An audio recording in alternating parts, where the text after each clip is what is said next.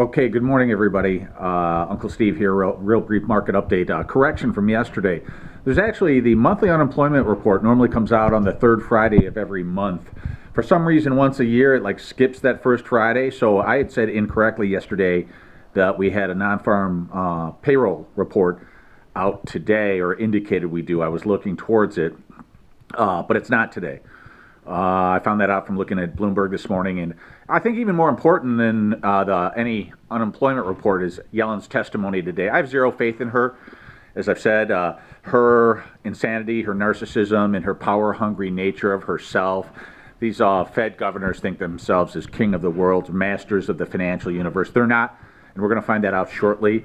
But Janet Yellen has been like a godsend to the market in the last 3 years. She's presided since Bernanke left in 2013, 2014, against a parabolic rise in the markets, both the fix and flip market, the auto market, the NASDAQ market.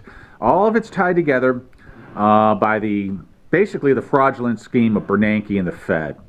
And Janet Yellen is a loyal deputy of his, or loyal successor. So she's going to follow his legacy. She wants her legacy tied to his.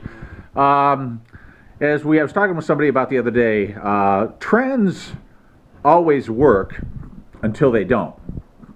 And very interesting that today we didn't quite get a confirmation of my cracked egg theory that I talked about on our brief video yesterday.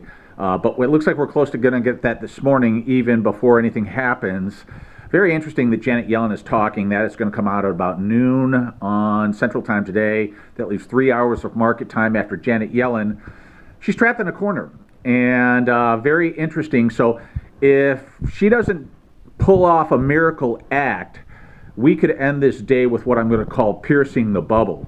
Piercing the bubble would be the bubble. Obviously, piercing the bubble speaks for itself. Connect the dots, figure it out. You guys know where we're at if you've looked at any of these videos. But if we pierce this bubble today and the market finishes very weak as it did yesterday, yesterday was good for our perspective. But I'm looking for confirmation of that. I'm looking for follow-through. I'm looking for piercing the bubble. If they pierce this bubble today, and we close the NASDAQ weak, and by weak I mean down 3 to 5%, or 3 to 5%, let's just call it, or worse maybe.